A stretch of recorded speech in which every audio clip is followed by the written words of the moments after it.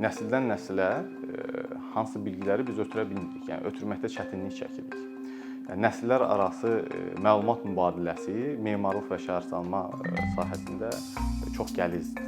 Dünənin səhvlərini təkrarlamamaqdan ötəri gərək nəsillər arası əlaqəmiz olsun bizim. Bunun üçün isə hansısa bir platformalar lazımdır.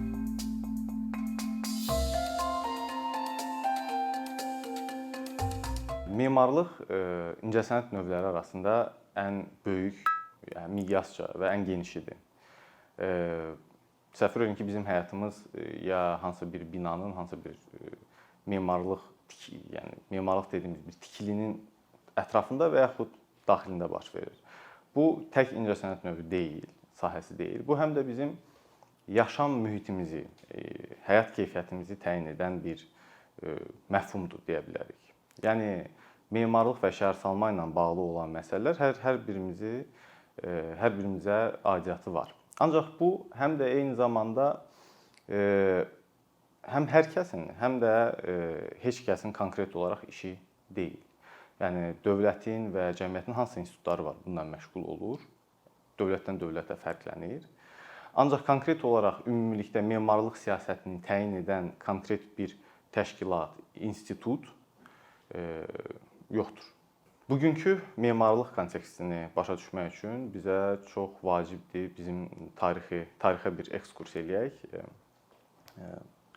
Son müstəqilliyimiz 30 ildir ki var, əldə eləmişik və bundan qabaq biz 70 il Sovet İttifaqının üzvü olmuşuq və Sovet İttifaqının sistemi, iqtisadiyyatı, sosial-siyasi durumu tamamilə fərqli idi. Məsəl üçün, Sovet dönəmində əsas və yeganə sifarişçi, layihəçi və layihələri icra edən təşkilatlar hamısı dövlətə bağlı idi. İndi vəziyyət fərqlidir. Düzdür, indi dövlətdə sifarişlər verir, ancaq fərdi şirkətlər, sahibkarlar da çoxdur. Yəni onlar da bu bazarda var. Ümumiyyətlə bazar yaranıb, belə deyək. Sovet vaxtı bazar yox idi. Və layihələri işləyən təşkilatlar ancaq layihə institutları idi. Yəni o layihə institutunda 100, 200, 300-ə yaxın adam işləyə bilərdi. Və bu layihə institutunun belə deyək, imkanları da o qədər də geniş deyildi. Bazar çeşidliyi yox idi. Amma son 30 ildə iqtisadiyyat dəyişdiyinə görə və ümumiyyətlə sosial-siyasi kontekst dəyişdiyinə görə şirkətlər də işə giriblər və proseslərdə iştirak edirlər. Yəni bizim bugünkü memarlıq və şəhərsalma bazarımız yenidir. Və hələ tam özünü belə deyək, özünü sorğulamayıb, hələ özünü tam belə deyək, dərk etməyib. 30 il ərzində bizim şəhərsalma və memarlıq bazarımız da əməllicə dalğalanma yaşayıb.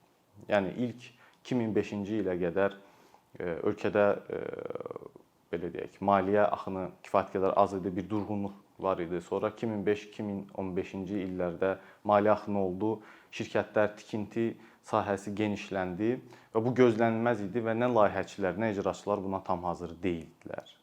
Və bu da öz mənfi təsirlərini, müsbət təsirlərlə bərabər göstərdi. 2015-ci ildən sonra isə ümumiləşdirsək, hansısa bir formada başqa bir mərhələyə keçmişik.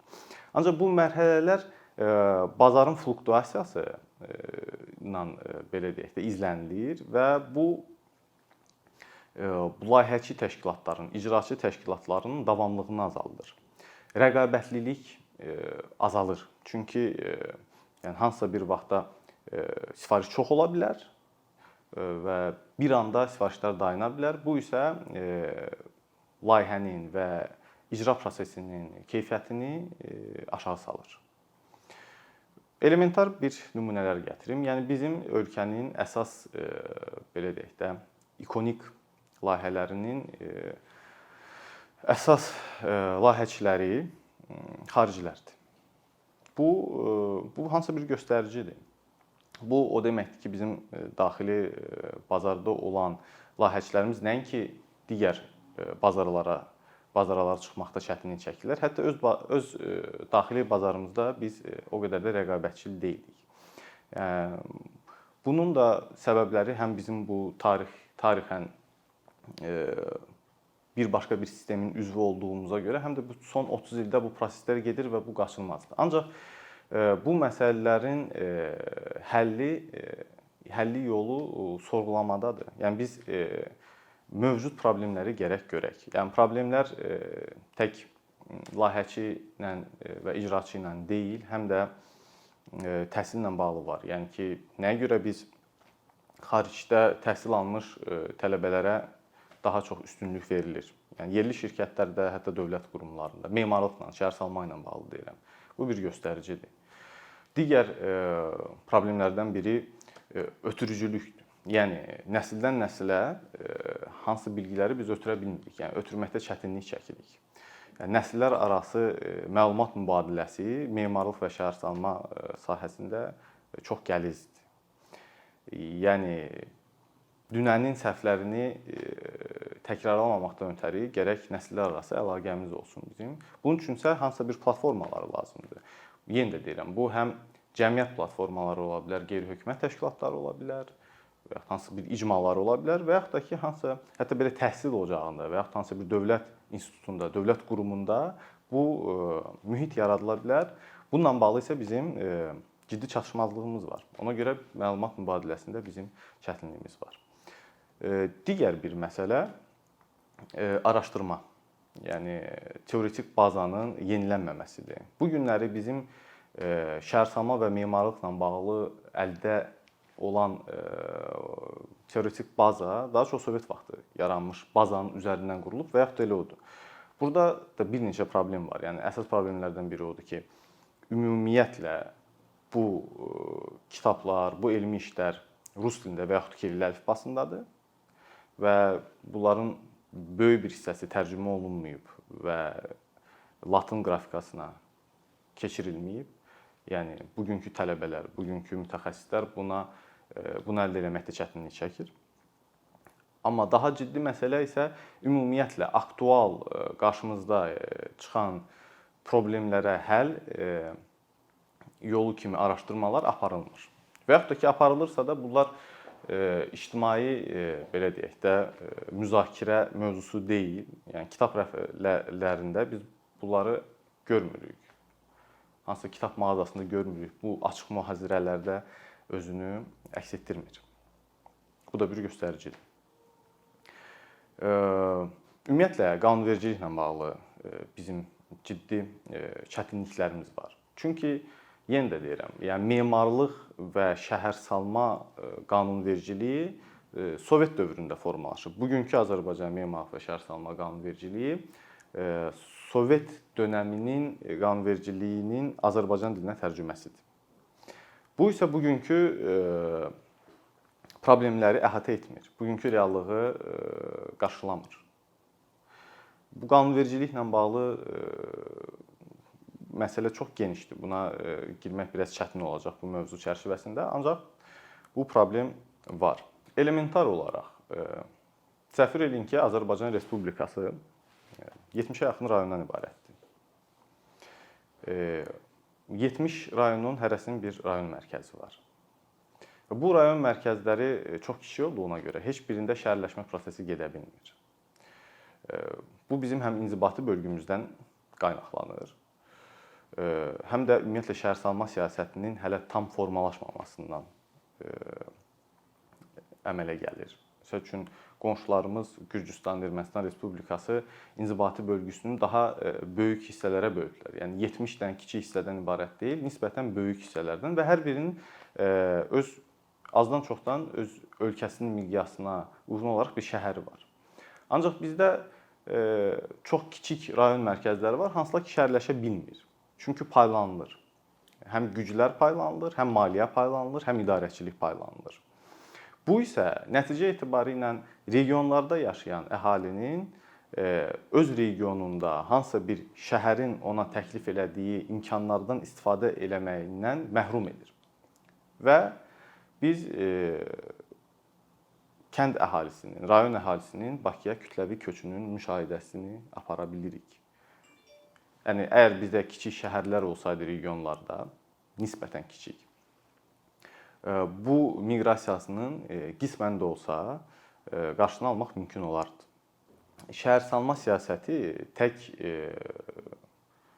məkansal məsələləri həll eləmir. Bu eyni zamanda iqtisadi, sosial və digər məsələlərə birbaşa təsir edir. Bugünkü şəhərsalma strategiyamız bizim daha çox Sovet sisteminin Azərbaycan dilinə, Azərbaycan reallığına otuzdurulma cəhdidir. Ancaq reallıq tamam başqadır. Və bununla bağlı məşğul olan məsəl üçün Azərbaycan Respublikası Dövlət Şəhərsalma və Arxitektura Komitəsinin boyuna düşən yük qısa müddətli, gündəlik qarşıya çıxan məsələləri həll etməkdədir. Ancaq ümumi uzun müddətli strategiya qurması üçün daha böyük imkanlar lazımdır. Köməkçi qurumlar, təşkilatlar, bu tək dövlət yox, həm də ki dövlət yanında və yaxud dövlətə aidiyyatı olmayan icmalar və cəmiyyətlər tərəfindən belə deyək, cəmiyyətlərlə birgə işbirliyindən yarana bilər. Çünki bütün məsələlərin əsası diaqnozun düzgün qoyulmağıdır.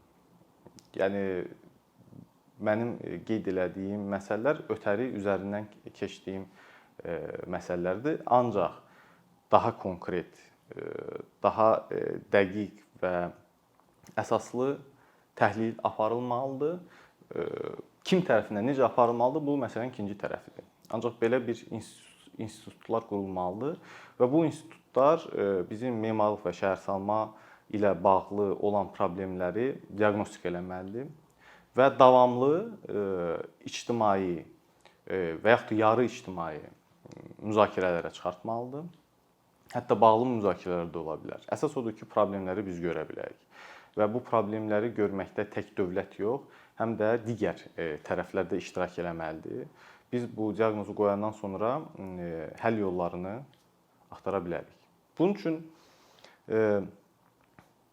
forumlar, festivallar, açıq müzakirələr, açıq mühazirələr, hansısa bir institutlar, hansısa bir təşkilatlar, hansılar ki, fərqli sahələrin mütəxəssislərini birləşdirib onlardan fikir ala bilmək imkanında olacaq. Bunların hər biri bu dialoq üzərində qurulmalıdır. Onda bu effektiv olur. Və nə qədər çox, nə qədər fərqli baxış eyni problemə biz ala bilsək, bir o qədər dəqiq diaqnoz qoya bilərik və bir o qədər bizim uzun müddətli siyasətimizi təyin etmək üçün yaradacağımız siyasət daha dəqiq olacaq. Memarlıq və şəhərsalma eyni zamanda abidələrlə bağlı məsələləri də həll edir. Bir kiçik nümunə. Azərbaycanda memarlıq abidələrinin aşınma, dağılma sürəti dövlətin onu bərpa eləmə sürətini qat-qat aşır. Yəni uzun müddətli perspektivdə biz ciddi çətinliklərlə üzləşəcəyik və artıq üzləşirik. Bununla bağlı hansısa bir ciddi bir siyasət təyin edilməlidir və yoxlanılmalıdır. Bu necə eləyək ki, bunun qarşısını alaq. Bir dənə də məsələ var idi ki, bu sosial aspektdir. Bizim bugünkü cəmiyyət, yəni cəmiyyəti təşkil edən əhalinin kifayət qədər böyük qismi Sovet dövründə təfəkkürü formalaşıb. Və yaxud da ki, Sovet dövründə təfəkkürü formalaşmış insanların ailəsindən çıxmışıq biz. Və ona görə də biz tam da bazar iqtisadiyyatına hələ uyğunlaşmamışıq. Yəni müasir Azərbaycanlı gedib öz evinə bir layihə sifariş eləməyi və yaxud memara inanmağı və yaxud hansısa bir şəhərsalma məsələsini müzakirə etmək belə deyək də, vərdişi hələ formalaşmayıb. Bu vərdişlərin formalaşması üçün həm uyğun mühit, həm də vaxt lazımdır. Ancaq bunların formalaşması ilə biz bir cəmiyyət olaraq, dövlət isə cəmiyyətin bir hissəsidir. Yəni dövlətdə işləyən insanlar eyni zamanda bu problemləri fərdi şəkildə görə bilərik və fərdi şəkildə görülən problemlər, çatışmazlıqları həll etmək üçün hansısa bir addımlar atıla bilər. Qeyd edilən məsələləri müzakirə etmək çox önəmlidir. Çünki refleksiya, sorğulama və polemika, bunun üzərindən keçir məsələlərə aydınlıq gətirmək. Yəni gərək biz ilk olaraq bizi narahat edən məsələləri görək, onlara düzgün qiymət verək, diaqnozu qoya bilək və ondan sonra artıq biz reallığımızı, yəni real konteksti nəzərə alaraq bunları necə həll edə bilərik, onun üzərindən işləyə bilərik. Həm dövlət, həm cəmiyyət, həm də fərdlər. Çünki bu hansısa tərəfin tək həll edəcəyi məsələlər deyil.